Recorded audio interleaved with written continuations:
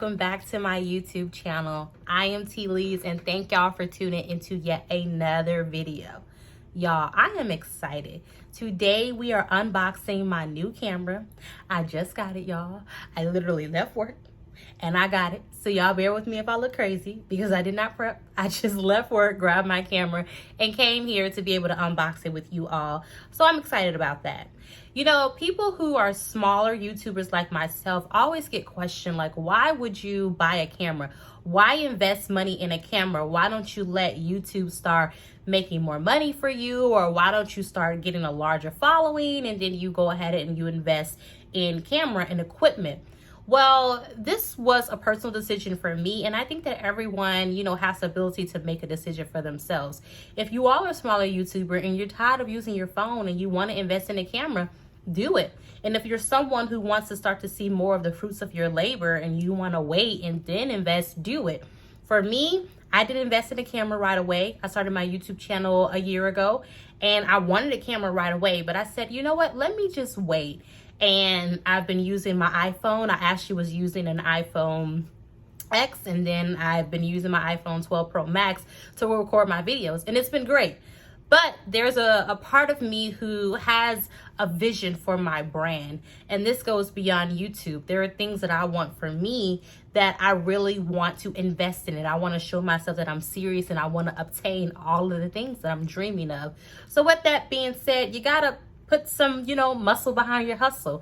And with that, I chose to invest in a camera. So I did get the Canon G7X Mark II. So this is a camera that I've had my eye on for a very long time. This camera is really deemed as a YouTuber starter camera.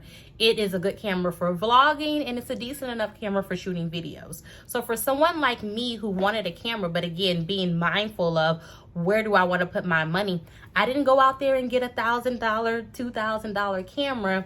I ended up getting this camera, which was about $600. And you know, that could be a lot of money to some people, but $600, look, that can be some hair, some nails, some lashes, and some something, right? So why not pour that back into me, my brand, and things that I want for myself? But that's enough rambling. Y'all didn't come here to hear about me and all of that.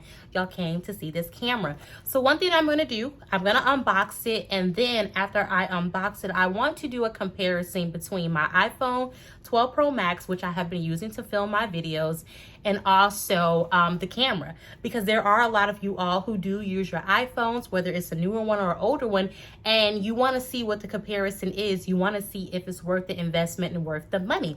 So let's do that. All right, y'all, so we're gonna hop into opening this up. I have not opened it up. I literally grabbed it from Best Buy and drove the speed limit home to open this up. So let's get into it. Look, y'all know I be doing these reviews and struggling to get in these boxes. I don't even know why I do this to myself, but we're here. Okay.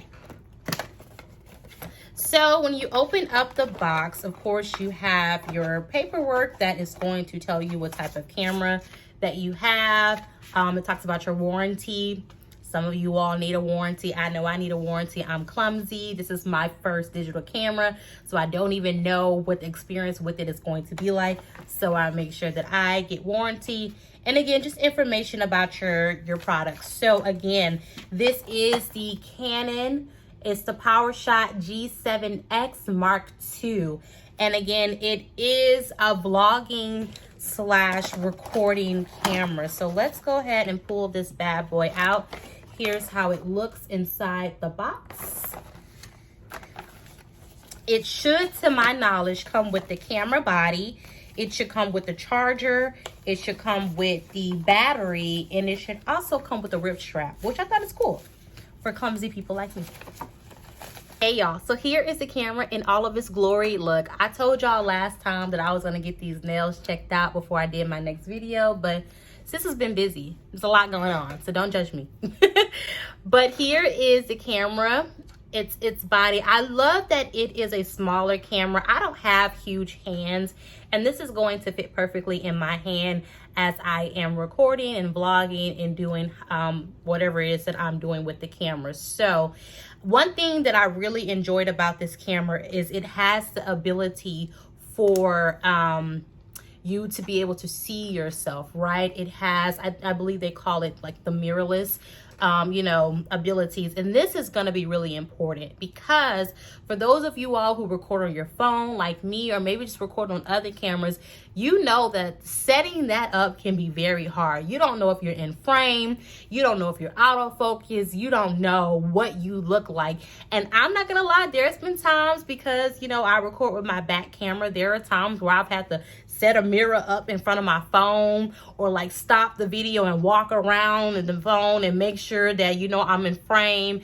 And then I've recorded with my front camera as I am right now, but even then you're not getting the best quality of the camera, because again, like they say, it's better to record with your back camera. So it's like, can I win in the situation? So that's why I really wanted to get a camera, so that as I am recording myself, whether I'm recording myself in video focus or whether I'm vlogging, I can always see myself, make sure I'm in frame, and make sure I look good. All right, so let's turn it on. I hope it's not dead, y'all, because I didn't charge this thing. So if it's dead, I'm sorry. Some people's cameras wasn't dead, but mine might be, because y'all know I don't have the look.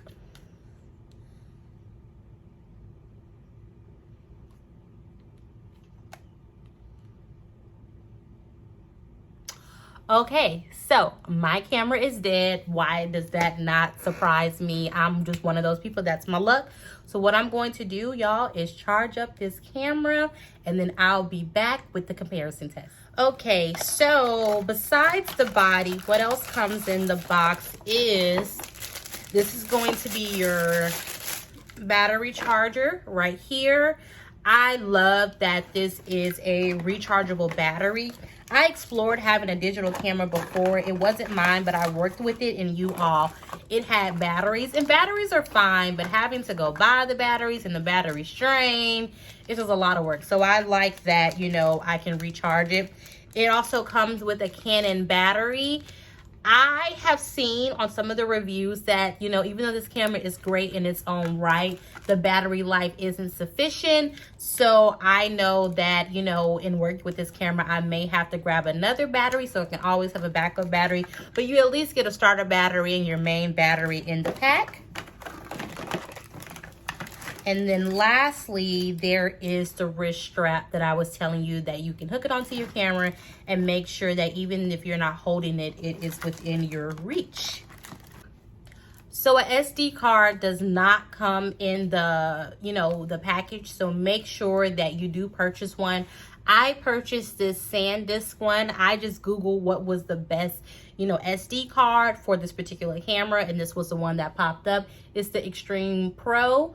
And it has 128 gigabytes. So keeping in mind that you can't just take your pictures and they just save, because they don't have nothing to save to.